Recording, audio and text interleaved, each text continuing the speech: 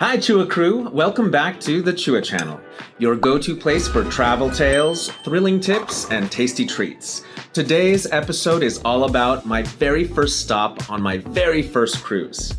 Yep, I finally set sail on the Norwegian Cruise Line adventure aboard the Norwegian Jade.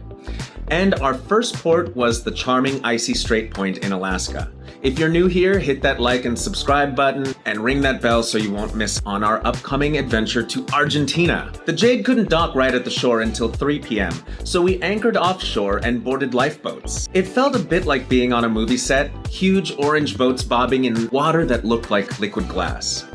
A cool mist hung in the air, giving everything a mystical vibe.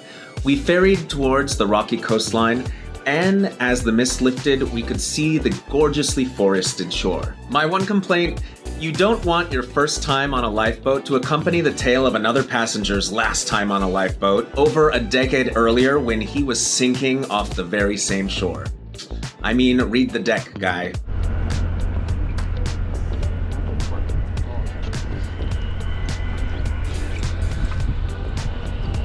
The pier area has a rustic feel. There's a main gift shop with souvenirs ranging from local art to moose-shaped chocolates.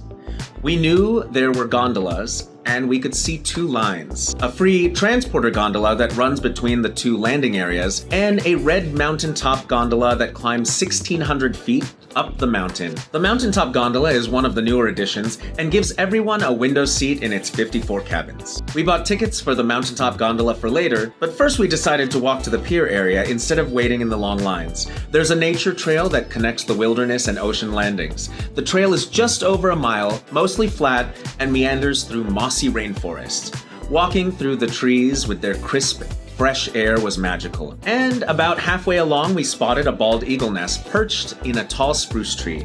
Talk about iconically Alaskan moments. Although I still have yet to come face to face with my live wild moose, having been voted by the Alaskan court to be the most likely to pet a wild moose. At the pier, there's a restored 1912 salmon cannery that has been transformed into a free museum. Inside, we wandered through exhibits showing old machinery, nets, and equipment, used when Icy Strait Point was still a working cannery. The displays also tell of the story of Kuna Tlingit's culture and history. There's even a section that explains how they processed salmon back in the day. It's fascinating and a little graphic, but I loved how it respects the area's heritage. Next door to the museum are little shops and a restaurant. We couldn't resist the smell of seafood, so we grabbed a table and ordered some local crab. Let me tell you, nothing beats eating freshly caught crab and drinking crab Bloody Marys. Yum. After lunch, we headed to the gondola back to the main port. The mountaintop gondola ride takes about 20 minutes. Unlike at Tahoe during skiing season, people here clearly did not know how to board a gondola, so their normally brisk pace was brought to a crawl every minute or so. At the summit, we stopped at a few viewing spots. It was absolutely gorgeous. At the top of the mountain, there's a gift shop, a snack and beer spot, and a few excursions, including their famed zip lines and the Forest Drive.